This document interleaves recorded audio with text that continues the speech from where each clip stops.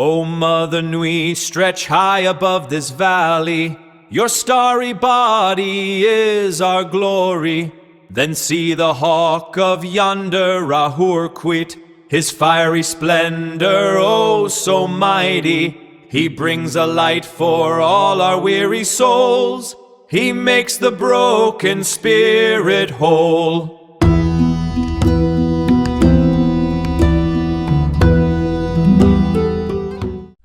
So when we look around at the world, we usually just see dead matter. Like dirt is dirt, a rock is just a rock. Right, it's just stuff. Yeah, exactly. We expect the physical universe to just be this inert backdrop. But welcome to a new deep dive, where today we are exploring the esoteric architecture of Vajrayana Buddhism.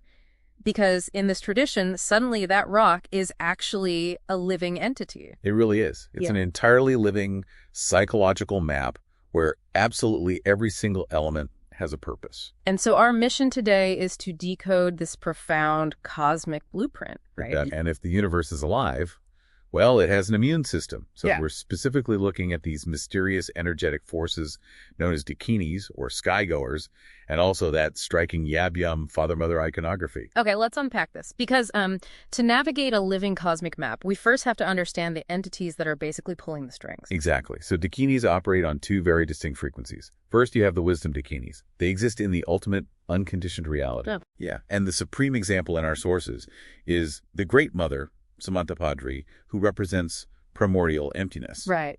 But then you also have worldly Dakinis, and they operate down here in our messy, conditioned reality. Wait, let me make sure I'm visualizing this right.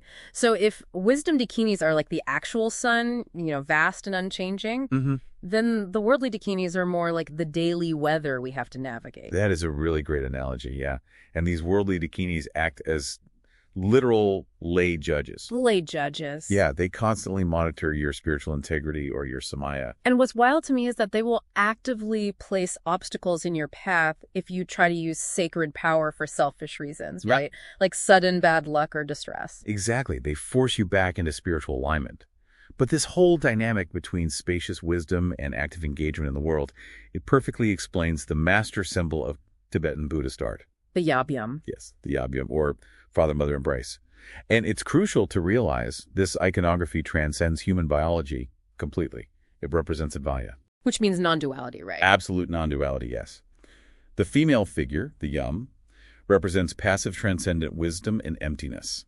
And the male figure, the Yab, represents active compassion and skillful means. Here's where it gets really interesting, because in the Hindu Tantra sources, like Shiva and Shakti, it's completely inverted. Oh, totally. The masculine is passive consciousness, and the feminine is active energy. So why does Buddhism completely flip the script on this? Well, it's actually a deliberate theological safeguard. If Buddhism adopted that passive male ground, it would validate the concept of an eternal soul or a creator god. Oh, which completely violates their core tenet of not self. Right, you got it. So making compassion the active, male force acts as a necessary counterweight to keep practitioners from falling into nihilism. Because if ultimate reality is just passive emptiness, you might just shrug and say, well, nothing matters. Exactly. So all of this, the terrifying lay judges, the elemental mappings, the Yab Yum, it's all an elaborate psychological device engineered to corner your dualistic mind. Until it just collapses into pure non-dual awareness. Yes, it's a mechanism to wake you up. Wow. So to wrap up this deep dive, we want to leave you, the listener, with a final thought to chew on. If our sources are right, and the fundamental building blocks of the physical world, like the earth you walk on and the water you drink, are actually manifestations of pure, enlightened female Buddhas, how does that change the way you interact with the mundane objects in your life today? I mean, if dirt isn't just dirt, what is it?